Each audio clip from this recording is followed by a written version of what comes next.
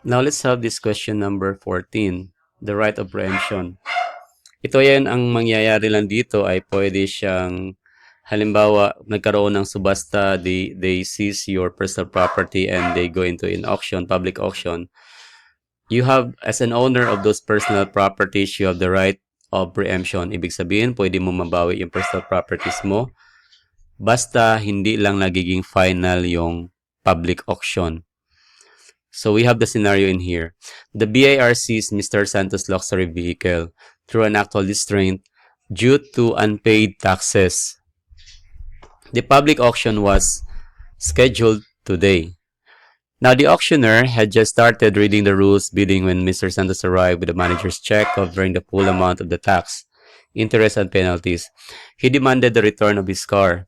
The revenue officer refused, stating the process has already begun. Santos entitled, so ang tanong had already begun. Is Mr. Santos entitled to get car back?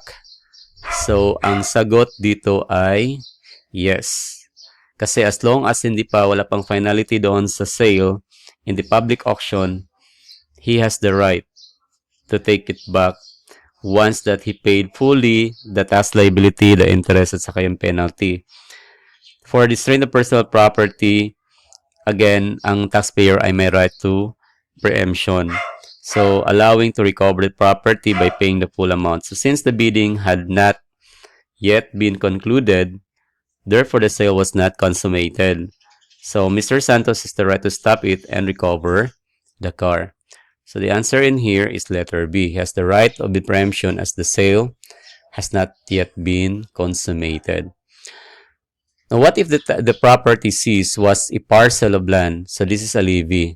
So, dito naman, ang tawag dito is a right of redemption. After the final sale of the public auction, the possession doon sa property na yan, yung land, ay mananatili doon sa taxpayer hanggang 1 year.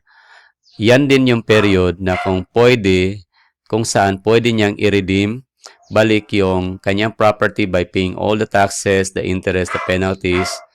Okay, doon sa BIR, babayaran din yung nakapag-bid. Pag nabayaran yung lahat, again, pwede niya mabawi yung auction na yan, yung kanyang property within 1 year.